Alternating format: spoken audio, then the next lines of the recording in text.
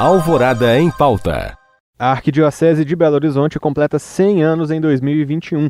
A rede de comunidades é formada por quase 300 paróquias, aproximadamente 1.500 comunidades de fé e está presente na capital mineira e em outros 27 municípios da região metropolitana. O ano jubilar começou no dia 11 de fevereiro de 2021, 100º aniversário da Arquidiocese, e será concluído em abril de 2022. O tema é o título do projeto de evangelização da Arquidiocese de Belo Horizonte, Proclamar a Palavra. Eu sou Bruno Favarini e para falar do centenário da Arquidiocese e da programação deste ano jubilar, o Alvorada em Pauta de hoje conversa com o bispo auxiliar Dom Nivaldo dos Santos Ferreira. Dom Nivaldo, após nomeação do Papa Francisco, foi ordenado bispo no dia 11 de fevereiro, que foi o aniversário da Arquidiocese de BH. Dom Nivaldo, seja muito bem-vindo ao Alvorada FM, muito bom conversar com o senhor. Boa tarde, Bruno, alegria minha, estou às ordens.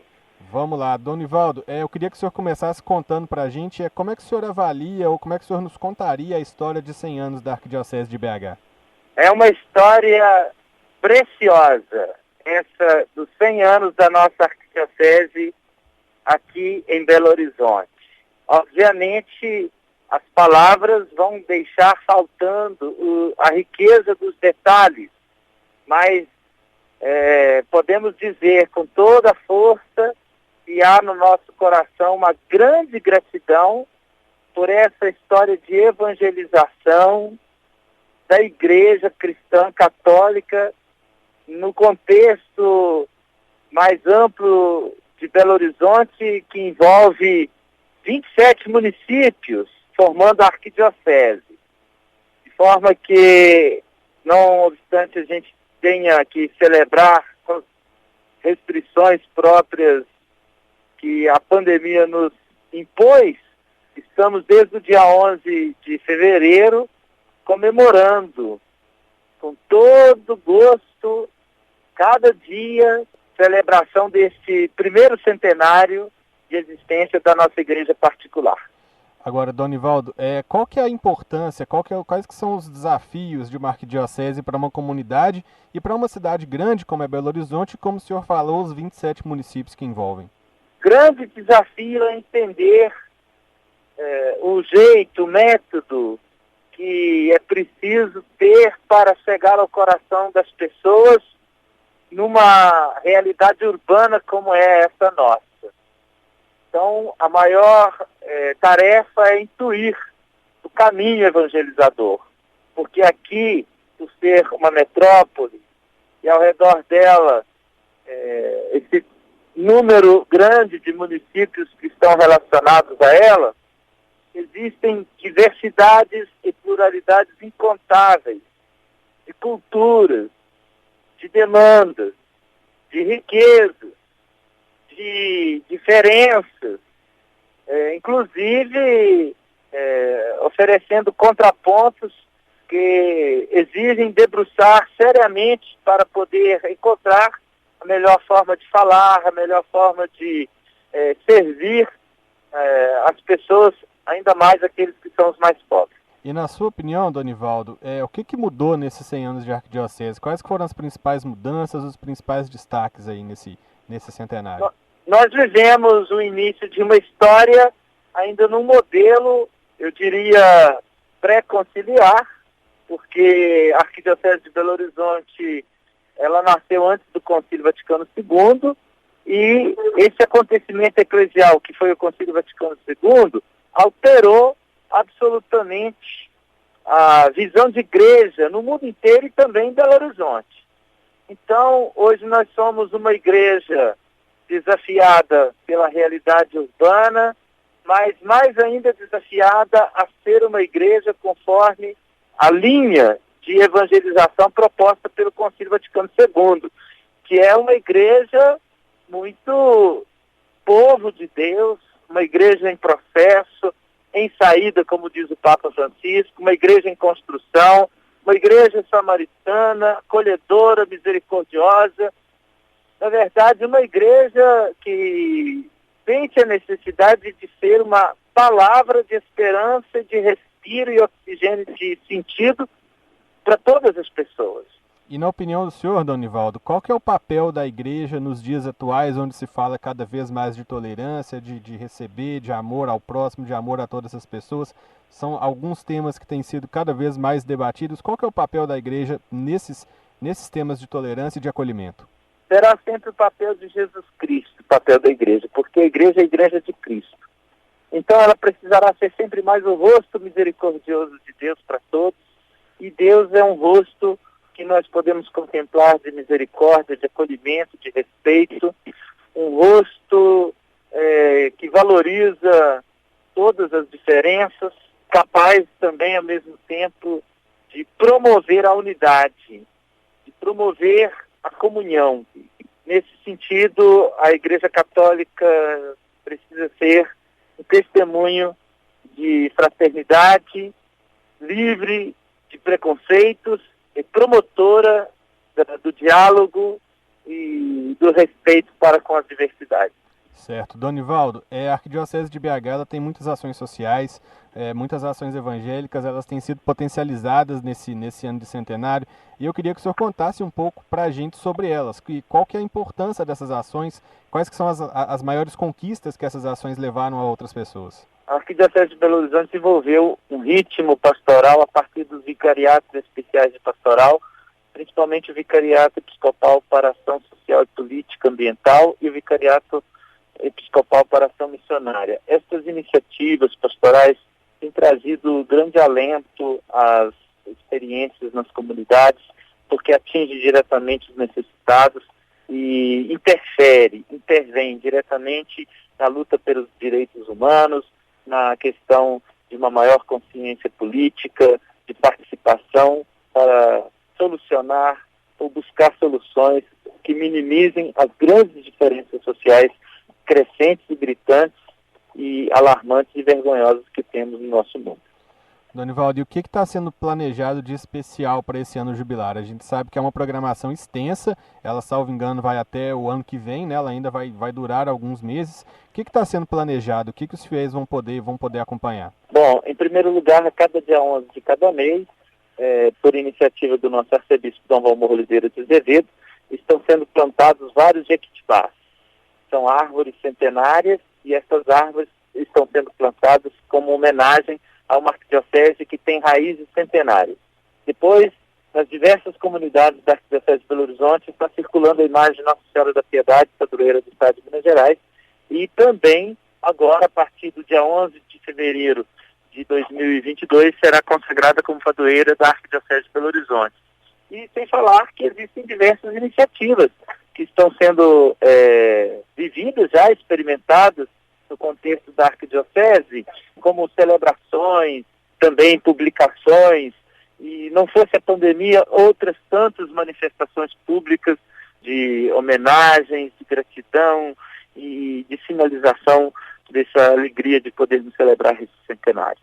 Pois é, o senhor comentou aí a pandemia. Durante esse período de isolamento, esse período mais difícil que a gente está vivendo há pouco mais de um ano, como é que estão funcionando as ações da Arquidiocese? Como é que está a situação atualmente? A Arquidiocese de Belo Horizonte, desde o início da pandemia, lançou o documento Ação Evangelizadora e Missionária em Tempos de Pandemia, e esse documento contém diretrizes que levam em conta as orientações sanitárias para as celebrações, para os usos dos espaços, mas, acima de tudo, ressalta a importância do distanciamento social, do uso de máscara, do uso de álcool em gel, e principalmente orienta os cristãos, os fiéis, os católicos e todas as pessoas que se beneficiam dessas orientações a preservar a vida e a saúde, de forma que estamos transcorrendo o período da pandemia, como toda a sociedade, como todo mundo, com muito temor, com muito medo desta perigosa contaminação, mas ao mesmo tempo com muita esperança na vacinação para todos, para que sejamos todos imunizados e assim consigamos superar essa grande turbulência que tem ceifado inúmeras vidas de forma a deixar tantas feridas e tantas dores nos nossos corações. E quais que têm sido os principais desafios da Arquidiocese nesse período? O que vocês tiveram que alterar na rotina? Claro que existe a questão das celebrações, que hoje já tem um pouco de restrição, mas quais foram os principais desafios da Arquidiocese nesse período? Sem ter uma palavra assim conclusiva sobre essa pergunta, eu queria elencar 3 desafios que estão surgindo a partir da pandemia e que acho que se constituirão em problemas para serem enfrentados no pós-pandemia. O primeiro grande desafio é o da reanimação da fé e da espiritualidade das pessoas que estão exauridas, cansadas e também pelo fato de terem tido que se afastar fisicamente dos encontros litúrgicos. De alguma forma, muitas pessoas perderam esse referencial e acho que nós vamos ter agora que ir atrás e recuperar, resgatar a estima e a confiança das pessoas na participação eclesial. Segundo grande desafio, me parece que a pandemia nos impôs, aliás, para que nós dessemos conta dele, com relação à questão econômica, de sustentabilidade, até porque nós sobrevivemos exatamente da ajuda de todos, e o fato de nós termos nos afastado fisicamente uns dos outros por conta desta orientação do isolamento social, nós passamos a padecer, como toda a sociedade, de situações de sustentabilidade. Então será um rombo, vamos dizer assim, enorme a ser preenchido daqui para frente, nesse tempo que virá logo após a pandemia. Muitas obras nossas fecharam, muitas pessoas perderam emprego, principalmente ficamos desprevenidos, né, com relação à sustentação das nossas iniciativas. Então teremos grandes tarefas com importantes desafios para serem, digamos assim, enfrentados daqui para frente. E ainda uma terceira questão que eu gostaria de elencar, assim, das consequências da pandemia e que me parece não ser de pequena importância, é muito essa questão mesma da credibilidade da Igreja no confronto com a sua palavra de autoridade, porque nós acabamos assistindo com a pandemia uma descredibilização da palavra autoritativa das instituições. As instituições, pelo problema seríssimo das polarizações em todos os sentidos, acabaram se enfraquecendo muito. E a Igreja tem sofrido com isso, porque até no seu entorno e no seu interno, muito se falou com críticas a respeito de posturas e de orientações no enfrentamento da pandemia. Pois é, Donivaldo. E qual que é o papel mesmo da Igreja, da Arquidiocese de BH, nesse momento que os fiéis ficaram tanto tempo longe da Igreja? A gente sabe que esse contato, que essa rotina de ir no dia certo a uma celebração, ela é muito importante para muita gente. Como é que a Igreja se adaptou e como é que a Igreja orientou os fiéis nesse momento de ficar mais distante, de não poder ir a uma celebração fisicamente? A pandemia nos pegou a todos de surpresa. Ninguém de nós esperávamos passar por um processo turbulento de pandemia. Então, como toda a sociedade, nós todos tivemos que fazer a experiência de aprender. E a Igreja teve que, a duras penas, intuir o caminho da virtualidade. Então, o que foi construído e que será um marco irreversível para a evangelização foi o desenvolvimento das tecnologias, o uso das tecnologias. Hoje nós já somos uma realidade virtual. Então, apesar de tantas críticas, porque a questão presencial ela é fundamental para a experiência da fé, a questão relacional, nós aprendemos a duras penas que temos que sobreviver aos desafios que são inevitáveis, como esse da pandemia. E uma forma que tivemos de sobreviver foi através do aprendizado do uso das tecnologias. Ninguém, antes da pandemia, tinha assim como sendo possível se alimentar da palavra de Deus pela internet, pelo acesso à internet, como passamos a ter esse costume. Então, hoje em dia, nós podemos dizer que, por um outro lado, a partir de uma outra ótica, a pandemia acabou nos favorecendo no desenvolvimento do uso das tecnologias, da virtualidade e da capacidade que as tecnologias têm de nos congregar, não só de nos atrapalhar, porque muito se critica a respeito das redes sociais, que acabam se tornando motivos para a construção de relacionamentos superficiais, de isolamentos, e levando até a depressões.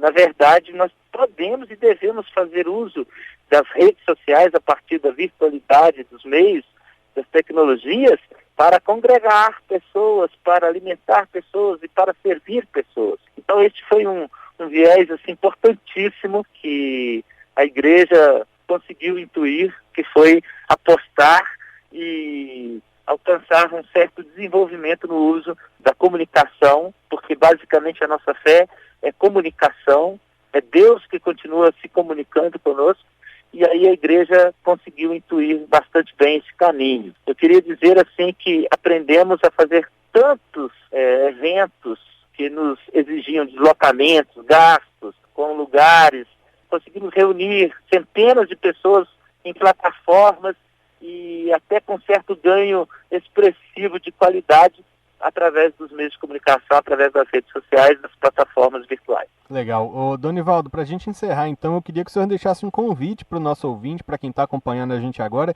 que quiser conferir a programação para esse ano tão especial da Arquidiocese, onde ele acessa, o que está sendo preparado, deixa um convite para o pessoal aí. Em primeiro lugar, eu gostaria de convidar a cada pessoa que nos é ouvinte para prestar atenção na sua comunidade paroquial a respeito da visita da imagem peregrina de Nossa Senhora da Piedade.